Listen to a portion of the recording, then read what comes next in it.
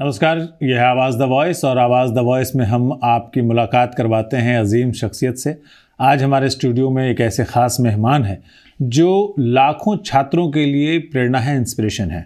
Doctor Ishaq Ahmad Magare जो PhD हैं JNU से, और इन्होंने Mughal administration and polity in Kashmir 1605 to 1658 ये जो साल है इसके बीच पर बहुत ही गहन शोध किया है, रिसर्च किया है। और आप देख रहे हैं कि जो शारीरिक परिस्थितियां हैं ये इनके जीवन में आड़े नहीं आई हैं, और इन्होंने अपने न सिर्फ शोध प्रबंध को पूरा किया बल्कि जेएनयू जैसे प्रतिष्ठित विश्वविद्यालय से पूरा किया।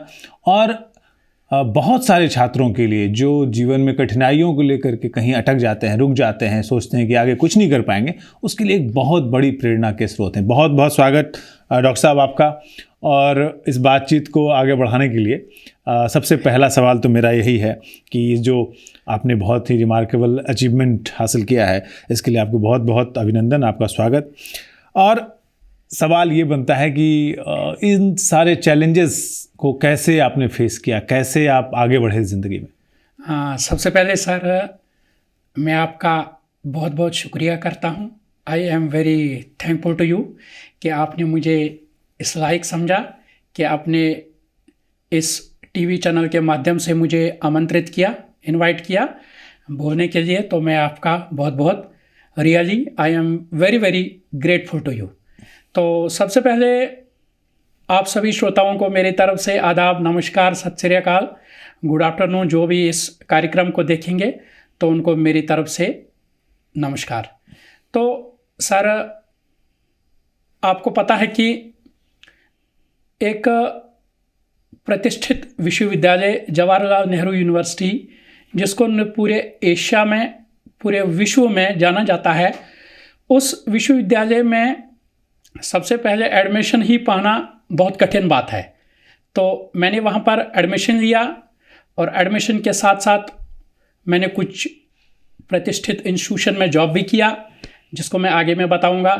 तो सबसे पहले मैं थैंकफुल हूँ गॉड का और अपने प्रोफेसर्स का, अपने दोस्तों का, अपने सेंटर का, और ख़ासकर vice chancellor Jawaharlal Nehru university का, जिन्होंने मुझे बहुत हेल्प की, मदद की, और अपने प्रोफेसर हीरामन तिवारी सर का, जिन्होंने मुझे इस शोध कार्य में न सिर्फ सहयोग किया बल्कि उसको संपन्न करवाने में, जमा करवाने में बहुत मदद की।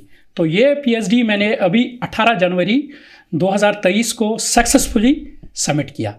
लेकिन इस पीएचडी को सबमिट करने में बहुत टाइम लगा, वो मैं मानता हूँ, क्योंकि पीएचडी करना एक मामूली बात नहीं है। पीएचडी करना आपको एक रिसर्च है, उस रिसर्च में आपका क्या कंक्लूजन है, आपने अपनी नई बात क्या निकाली है, आपका नया क्या होगा, आने वाली जनरेशन को आपने क्या मैसेज दिया, तो उसको मैंने यहाँ पर दिखाने का प्रयास किया है। क्या मन में, क्या ऐसी कौन सी इंस्पिरेशन थी, ऐसा कौन सा मन में जज्बा पैदा हुआ कि नहीं मुझे तो पीएचडी करना है? ये कब पैदा हुआ, कैसे हुआ? और इसमें, इस रास्ते में कुछ ना कुछ चैलेंजेस तो ज़रूर आए होंगे। उन चैलेंजेस के बारे में हमारे उन दर्शकों को बताएं जो इस समय इस प्रोग्राम को देख रहे हैं। देखिए, चैलेंजेस तो सर बहुत सारी हैं, मगर चैलेंजेस से डरना नहीं है। आपको पता है कि आई एम विजुअली इम्पेयर्ड, मगर जो भारत का समाज है उसमें ये रिएक्शन है कि विजुअली इम्पेयर्ड कुछ नहीं कर सकता है। मगर मैं इस बात को मानने के लिए बिल्कुल भी तैयार नहीं हूँ। इसलिए तैयार नहीं हूँ, मेरा ये मानना है कि जहाँ चाह वहाँ राह। अगर आपकी चाहत है, यू कैन डू एवरीथिंग।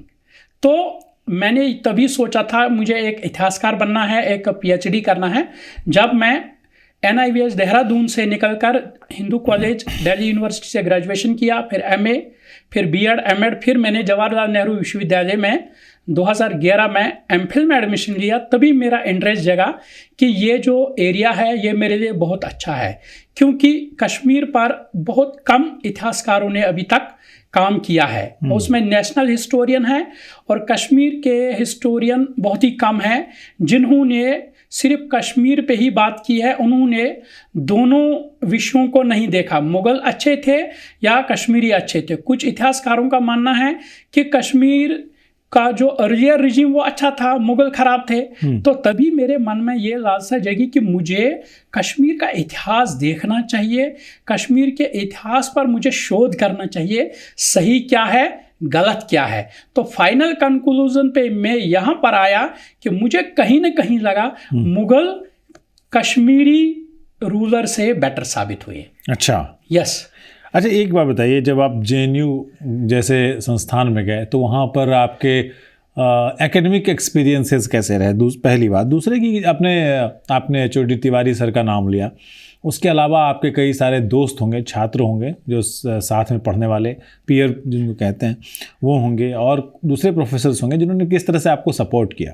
देखिए, जवाहरलाल नेहरू विश्वविद्यालय में मैंने आपको बताया, मैंने 2011 में दाखिला लिया, और मेरे जो MPhil में जो प्रोफेसर मेरे साथ थे, मैं उनका आभार प्रकट करता हूं। वो थे प्रोफेसर नजफ हैदर, नाम सुना भी होगा, वो एक रिनाउंड हिस्टोरियन है। उनके साथ मैंने बहुत अच्छा काम किया 2011 से 2013, और उन्होंने मुझे इतना प्रेरित किया कश्मीर के इतिहास को जानने के लिए, तो मुझे बहुत अच्छा लगा उनके साथ काम करते हुए। एक तो प्रोफेसर नजफ हैदर साहब ने मुझे बहुत हेल्प की, और प्लस एकेडमिकली मुझे डॉक्टर जफर महमूद साहब, उन्होंने मुझे बहुत एज अ फाइनेंशियली हेल्प किया। क्योंकि फाइनेंशियली इसीलिए क्योंकि जब मैं ग्रेजुएशन में भी पढ़ा एकेडमिक, तो मैं NIVS देहरादून से आया, तब मेरे पास दिल्ली में रहने के लिए कोई साधन नहीं था। तो मुझे किसी ने बताया ज़कात फाउंडेशन के बारे में, तो मैं डायरेक्ट जफर महमूद साहब को अप्रोच किया।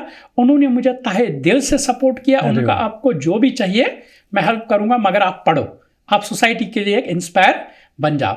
तो फिर उन्होंने मुझे फाइनेंशियली हेल्प किया टू मच, और उन्हीं के बदौलत मैं आज भी थैंकफुल करता हूं डॉक्टर जफर महमूद साहब को।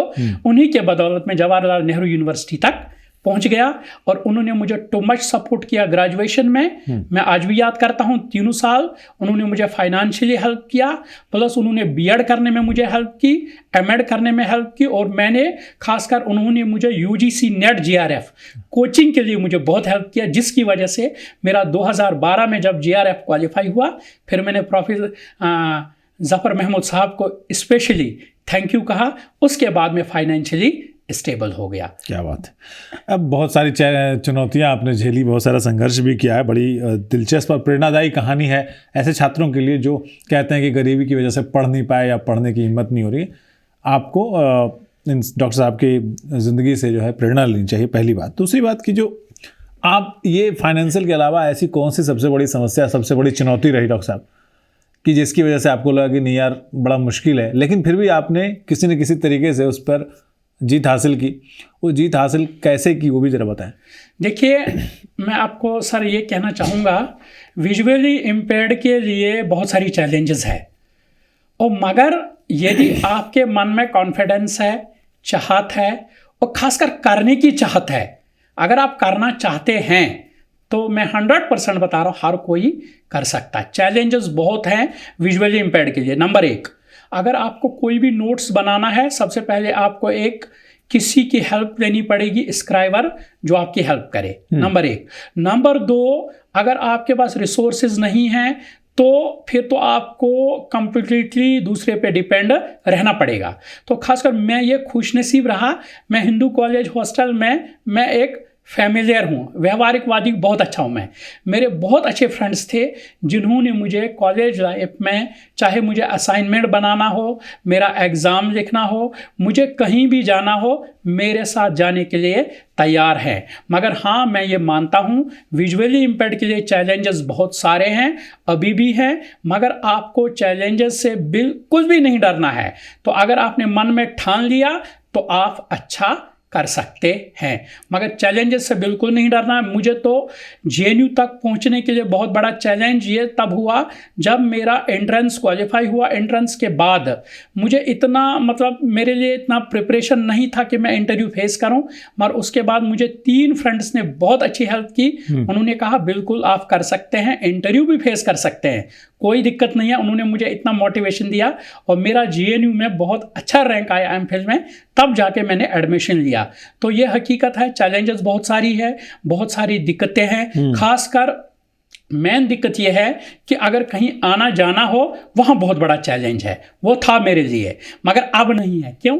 अब मैं हैबिचुअल हो चुका हूँ, मैं पूरा हिंदुस्तान घूम चुका हूँ, मैंने तो दुबई भी विजिट किया है, और मैं कहाँ नहीं गया अकेला। आप मुझे हिंदुस्तान के हर कोने में मैं अकेला जाता हूँ, और मुझे कोई बोलता आपके अंदर इतनी हिम्मत क्या कहाँ से आती है? मैंने कहा अब तो मैं हैबिचुअल हो चुका हूँ, मुझे कोई प्रॉब्लम नहीं है। आप मुझे अगर अमेरिका भी भेजेंगे मैं अकेला चला जाऊँगा।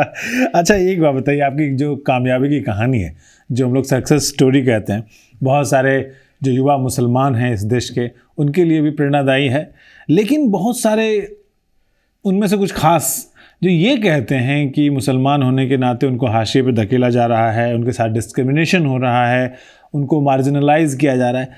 आप मानते हैं कि ऐसा है, ऐसा होता है, या फिर ये गलतफहमी है जिसके बारे में भी लोगों को बताया जाना चाहिए कि नहीं, ऐसा कुछ नहीं होता है, सबके लिए मौके बराबर हैं? देखिए सर, ये प्रश्न आपने बहुत अच्छा किया, बहुत अच्छा किया। I welcome to you this question. देखिए, ये सरासर झूठ है। मैं आपको बता देता हूँ, मैं उस जगह से जन्म लिया है कश्मीर में जहाँ पर विजुअली इम्पेयर्ड के प्रति ओपिनियन बहुत ख़राब है। वहाँ विजुअली इम्पेयर्ड को समझा जाता है कि ये एक बर्डन है, ये एक बोझ है, ये कुछ नहीं कर सकता है, नैरो माइंडेड है वहाँ पे। मगर जब मैं कश्मीर से निकला, देहरादून में पहुँचा, वहाँ पर सभी मेरे हिंदू भाई और बहन थे। वो मुझे हाथ पकड़ पकड़ कर स्कूल ले जाते थे, लाते थे। मेरे वहाँ प्रिंसिपल और हिंदू कॉलेज जो पूरा कंप्लीटली 99% हिंदूज है, मुस्लिम, सिख, ईसाई, मगर मुझे कहीं भी फील नहीं हुआ मैं हिंदुस्तान में हूँ। मुझे ये फील हुआ मैं उस जगह हूँ जहाँ अपना परिवार मेरे साथ है। हिंदू कॉलेज में मेरे जितने भी फ्रेंड्स हैं वो हिंदूज हैं, कोई मुस्लिम नहीं था, ये मैं आपको दावे से कहता हूँ। मेरा बीएड किया मैंने, मुझे गर्ल्स ने टू मच हेल्प किया, वो सब हिंदूज थी। मैंने जेएनयू में एमए किया, वो सब हिंदूज थी। और मेरे प्रोफेसर भले ही वो मुस्लिम कम्युनिटी से बिलोंग करते थे, मगर वो कभी डिस्क्रिमिनेट नहीं करते थे हिंदू मुस्लिम के बीच में। अभी वर्तमान में जिस प्रोफेसर के साथ मैंने पीएचडी ख़त्म किया, वो इतना एमिनेंट हिस्टोरियन है, तब ये भी सोचता कि मैं मुस्लिम में मैं उसको नहीं दूंगा। वो तो मुझे गले लगाता है, इशाक तुम्हारे अंदर हिम्मत कहाँ से आई? जवाहरलाल नेहरू विश्वविद्यालय की वाइस चांसलर, उन्होंने मुझे इतनी हिम्मत दी। ये सब झूठ है कि मुसलमानों को हाशिए पर पहुंचाया जाता है। बेसिकली मुस्लिम खुद ही कुछ नहीं करना चाहता है। आप हिंदुस्तान में रहकर सब कुछ कर सकते हो। जो मज़ा हिंदुस्तान में है, जो डेमोक्रेसी हिंदुस्तान में है, जो प्यार हिंदुस्तान में है, वो कहीं भी नहीं। ये मैं आपको दावे से कहता हूँ, मैं झूठ नहीं बोल रहा हूँ। आपके माध्यम के चैनल से मुझे पब्लिसिटी चाहिए। मैं ये हकीकत बता रहा हूँ, this is my personal opinion. अभी मैं केंद्रीय विद्यालय में एज अ लेक्चरर के पद पर कार्यरत हूँ। आप वहाँ पूछिए मेरे बारे में, वहाँ मेरे बच्चे और बच्चियाँ, स्टूडेंट्स, वो सब हिंदूज हैं। वो मुझे इतना प्यार करते हैं, मेरा नोटबुक तैयार रखते हैं, मेरा असाइनमेंट, मेरा साइन करवाते हैं, मुझे लाते हैं, ले जाते हैं, सब कुछ मेरा काम करते हैं। वहाँ का प्रिंसिपल हो, कोई भी हो, मुझे ये कभी फील नहीं हुआ कि मैं हिंदूज के बीच में हूँ। मुझे ये कभी फील नहीं हुआ कि मेरे साथ डिस्क्रिमिनेशन। ये सब झूठ है, सरासर गलत है। डॉक्टर साहब कह रहे हैं कि जो मज़ा है भारत में, न पेरिस में न फारस में, वही बात है। बिल्कुल। अच्छा, आप कश्मीर से हैं, तो कश्मीर की आइडेंटिटी जो आपकी है, उसने आपके जो करियर है उसको किस तरह से शेप किया, या आपकी जो सोच है उसको किस तरह से शेप किया? क्योंकि हर आदमी जो अपनी जड़ों से जुड़ता है तो कुछ ऐसी पॉजिटिव चीज़ें लेकर के आता है, ऐसी बातें लेकर के आता है जिससे उसकी पूरी पर्सनालिटी डिफाइन होती है। ये, और दूसरा कि कश्मीर के जो हालात रहे पिछले कुछ समय से, अब उसमें बहुत सुधार हो रहा है। अब इसको और अधिक डेवलपमेंट की तरफ कैसे मोड़ा जा सकता है? ये दो चीज़ें आप मुझे बताएं। देखिए, जहाँ तक कश्मीर की बात की आपने, अगर यदि मैं कश्मीर में होता, मैं इस टीवी चैनल के माध्यम से कहता हूँ, यदि मैं कश्मीर में होता, शायद जिस सिचुएशन, जिस जगह पे मैं आज हूँ, वो मैं ना होता। ये मैं आपको प्रूफ करके दिखाऊंगा। आप कश्मीर जाइए, वहाँ की विजुअली इम्पेयर्ड की पहले हालत देखिए। वहाँ स्कूल नहीं है, वहाँ कॉलेज नहीं है, वहाँ रिजर्वेशन नहीं है। आज भी आप गूगल पे सर्च करिए, मैंने कश्मीर पे केस भी किया था और उन्होंने मुझे केस के एग्जाम में बैठने ही नहीं दिया। क्या visually impaired is not competitive? और यहाँ तक मैंने यूनियन पब्लिक सर्विस कमीशन में 2 बार प्री भी क्वालिफाई किया, 2022 का मेंस भी लिखा मैंने, भले ही मेरा क्वालिफाई नहीं हुआ मगर मैंने मेंस लिखा है 2022 का। क्या बात है। नंबर 1। नंबर 2 कि आपने पूछा कश्मीर की सिचुएशन। कश्मीर की सिचुएशन अब बेटर है, बहुत अच्छी है, क्योंकि अब लाइफ लॉस नहीं है, अब मिलिटेंसी नहीं है, क्योंकि मैं ये मानता हूं हर कश्मीरी शांति में बिलीव रखता है। जो हिंदुस्तानी रखता है वो कश्मीरी भी रखता है, क्योंकि ये सब कहीं भी धारणा ही नहीं है कि कश्मीर में अशांति है। नहीं, अब कश्मीर में बेटर है, बेटर डेवलपमेंट हो रहा है, इन फ्यूचर होगा। मगर ये उम्मीद करता हूं मैं वहां के गवर्नमेंट से ये अपील करता हूं कि वो विजुअली इम्पेयर डिफरेंटली एबल के साथ वही न्याय करे जो सेंट्रल गवर्नमेंट दिल्ली में रहकर कर रहा है। अच्छा, आपने हिंदू मुस्लिम जो ऐसे एकता की बात की, बहुत सारे आपके हिंदू फ्रेंड थे या नॉन मुस्लिम फ्रेंड्स थे जिन्होंने आपकी बड़ी मदद की, अपने कॉलेज के ज़माने से बात की। कोई ऐसी एक मिसाल बताएं, कोई ऐसी कहानी जिसने आपको दिल को छू लिया हो, यार ये तो कमाल ही कर दिया आपने। वो उन फ्रेंड का नाम है मिस्टर सात्विक भान। अच्छा। सात्विक भान का मैं तहे दिल से इस चैनल के माध्यम से शुक्रिया अदा करता हूं। उन्होंने मुझे पद पे साथ दिया, चाहे मेरा कोई कॉम्पिटिटिव एग्ज़ाम हो, यूपीएससी का एग्ज़ाम हो, मुझे काफ़ी मोटिवेशन किया और मुझे यूपीएससी के लिए बहुत मोटिवेशन किया। और मेरा जो भी काम पड़ता था मैं उनको बोलता था, उन्होंने मुझे हमेशा हेल्प की है। बाकी फ्रेंड्स तो बहुत हैं जिन्होंने मेरी हेल्प की है। मैं ये मानता हूँ मेरा अभी खासकर अगर देखा जाए इस टीवी चैनल के माध्यम से मेरे जितने भी फ्रेंड्स हैं वो सब हिंदूज़ हैं। मुस्लिम इक्का दुक्का होगा, मगर हिंदूज़ मुझे लगता है कि ज़्यादा ह्यूमन है, जो ज़्यादा मदद करता है। अरे ऐसा नहीं है, सभी लोग इंसान हैं और पहले हिंदुस्तानी हैं। हाँ, पहले हिंदुस्तानी है, फिर हिंदू और मुसलमान। यस, है ना। मैं ये जानना चाह रहा था कि जो आप, हालांकि अगर हिंदुस्तानी तो हैं लेकिन आप मुस्लिम कम्युनिटी से बिलोंग करते हैं, सबसे बड़ी चुनौती क्या है मुस्लिम स्टूडेंट्स के सामने? अपॉर्चुनिटी उनको कैसे मिलनी चाहिए, रोज़गार की और तालीम की, जो एजुकेशन है और एम्प्लॉयमेंट है, इसकी क्या चैलेंजेस उनको फेस करना पड़ते हैं? पहली बात। दूसरा कि अगर क्या आप पढ़े लिखे तबके और लीडिंग हैं आप एजुकेशनिस्ट, तो मैं ये जानना चाहूँगा कि क्या एक सिस्टमेटिक तरीका हो सकता है जिससे इन चैलेंजेस पर जीत हासिल की जा सके? देखिए, मैं आपको ये कहना चाहता हूँ, पहला आपका क्वेश्चन है कि मुस्लिम स्टूडेंट्स के सामने क्या क्या अब चैलेंजेस है, उसको कैसे अपॉर्चुनिटीज़ मिलती है। आप मुझे ही देखिए ना, मुझे कैसे अपॉर्चुनिटीज़ मिली। मैंने खुद अपना अपॉर्चुनिटीज़ ढूंढा। सरकार तो हर किसी की हेल्प करती है ना, तो अपॉर्चुनिटीज़ हर किसी को खुद ही ढूंढना है। इसमें हिंदू मुस्लिम की कोई बात ही नहीं है, उसमें हर किसी के लिए अपॉर्चुनिटीज़ है। अपॉर्चुनिटीज़ यदि आप खुद ढूंढोगे तो आपको मिल जाएगा, उसमें अनएम्प्लॉयमेंट की कोई बात ही नहीं है। अगर आप चाहोगे तो आपको मिल जाएगा।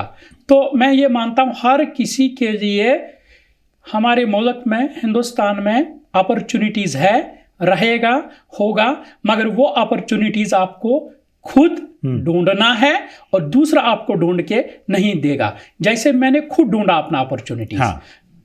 ढूंढा ना, मैंने खुद ढूंढा अपॉर्चुनिटीज़। मैंने जेएनयू से पीएचडी कंप्लीट किया, मुझे डॉक्टरेट अवार्ड हो गई, अब मैं डॉक्टर हूँ। अब तो तभी तो लोग मुझे इतना रेस्पेक्ट करते हैं जब मैंने इतने चैलेंजेस के बावजूद भी एक प्रतिष्ठित यूनिवर्सिटी से पीएचडी हासिल किया। मेरे मन में तो कभी ये नहीं आया मैं मुस्लिम हूँ तो मुझे नहीं देंगे। ये तो फीलिंग ही नहीं है कभी आई। देखिए, आपकी जो अचीवमेंट है ना, वो खुद ही इंडिया के इंक्लूसिवनेस का एक टेस्टामेंट है। हाँ, और खुद ही कह रहे हैं कि हम भारत की जो समावेशी संस्कृति है उसमें सभी लोगों को आगे बढ़ने के बराबर मौके हैं, बराबर जो है मौके मिलते हैं, और उन मौक़ों को जो भुना लेता है वो आगे बढ़ जाता है लाइफ में। और अधिक समावेशी संस्कृति के लिए और अधिक सिंक्रेटिक कल्चर को हम और किस तरह से बना सकते हैं, इसके बारे में आपके कुछ सुझाव होंगे, कुछ राय होगी अपनी? देखो, मेरा सर सुझाव यही है कि हमारी जो हिंदुस्तान की गंगा जमुना तहजीब है वो बहुत अच्छी है। वो आज से नहीं है, वो 3000 साल पहले है। जैसे 3000 साल पहले भारत के लोग रहते आए हैं, आज भी वैसे रह रहे हैं। उसमें अपने मन में कोई भी गलत फीलिंग नहीं लानी है, इसको आगे कर रहे हैं तो हमको पीछे कर रहे हैं, नहीं। हमें खुद आगे बढ़ना है, पढ़ना है और हिम्मत करके, और आप कर सकते हैं। आज तो चाहे मुस्लिम हो, हिंदू है, आजकल तो हर कोई IAS बन रहा है, डॉक्टर बन रहा है, इंजीनियर बन रहा है। तो इंडिया तो एक कॉन्स्टिट्यूशन के बेस पर है, इंडिया एक किसी रिलीजियस के बेस पे है ही नहीं। इंडिया इज सेक्युलर कंट्री, तो यहाँ हर किसी को अपॉर्चुनिटीज़ हैं। मेरा देखने वालों के लिए यही एक मैसेज है कि आप हिंदुस्तान में रहिए, अच्छे से रहिए, कोई दिक्कत नहीं है। आप अच्छा पढ़ाई कीजिए, लिखाई कीजिए, आपके पास खुद एक गुड अपॉर्चुनिटीज़ आएगा। तो मैं 100% कहता हूँ नौकरी भी अच्छी मिलेगी, और जैसे मैंने JNU से PhD किया, मुझे गुड अपॉर्चुनिटीज़ मिली, मेरे मन में कभी ऐसी गलत फीलिंग नहीं आई। मैं कश्मीर से हूँ, मैं एक मुस्लिम हूँ, मुझे दिल्ली में कुछ नहीं मिलेगा। आज तक मुझे इतना प्यार दिल्ली में मिला, लगाव मिला, अकेला रहता हूँ, कोई टेंशन नहीं है, अच्छे से नौकरी कर रहा हूँ और खुश रह रहा हूँ, सबके साथ प्यार से रह रहा हूँ। और आप भी वही प्यार से रहिए, तो अपॉर्चुनिटीज़ हर कहीं रखी हुई है। अनएम्प्लॉयमेंट खुद ब खुद ख़त्म हो जाएगा। बहुत अच्छी बातचीत आपने की। एज हिस्टोरियन नहीं, एज अचीवर हमने उनसे बात की कि एक हिस्टोरियन के तौर पे हम बात करेंगे कश्मीर पर मुग़लों का जो असर है, वहाँ प्रशासन पर, वहाँ के पॉलिटिक्स पर क्या असर पड़ा, ये हम किसी और बातचीत में आपसे बात करेंगे डॉक्टर साहब। लेकिन ये हमने एक ऐसे छात्र की बात की आज, आपको दिखलाया कि मुस्लिम होकर के मौके नहीं मिलते हैं, ये धारणा तोड़ते हैं डॉक्टर साहब। एक दृष्टिबाधित व्यक्ति आगे नहीं बढ़ सकता, इस धारणा को तोड़ते हैं डॉक्टर साहब। कश्मीर का व्यक्ति हिंदुस्तान में नौकरी नहीं कर पा रहा है या मौके नहीं मिल रहे हैं, इस धारणा को तोड़ते हैं डॉक्टर साहब। तो डॉक्टर इशाक साहब जो हैं, इन्होंने कई सारी धारणाएं एक साथ ध्वस्त कर दी हैं और एक चमकता चेहरे हैं ये सफलता के, कामयाबी के, एजुकेशन के ज़रिए, तालीम के ज़रिए, अपने सब्र के ज़रिए, अपनी चुनौतियों से लड़ने की जो ताकत है उसके ज़रिए, जिसमें जैसा इन्होंने कहा, मैंने कुछ नहीं कहा, कि बहुत सारे हिंदू दोस्तों ने, मुस्लिम दोस्तों ने एक हिंदुस्तानी के तौर पर इनकी मदद की। इन्होंने उस मदद से अपनी जो है कामयाबी की दास्तान लिखी है, जो बहुत ही सुनहरे हरफों में दर्ज की जा रही है। बहुत बहुत शुक्रिया डॉक्टर साहब हमारे साथ बातचीत करने के लिए। अगले कार्यक्रम में फिर से मिलेंगे किसी ऐसे ही बड़े अचीवर के साथ जिन्होंने सफलता की इबारत लिखी है, जो हिंदुस्तान के चमकते हुए चेहरे के प्रतीक हैं। नमस्कार। थैंक यू, शुक्रिया।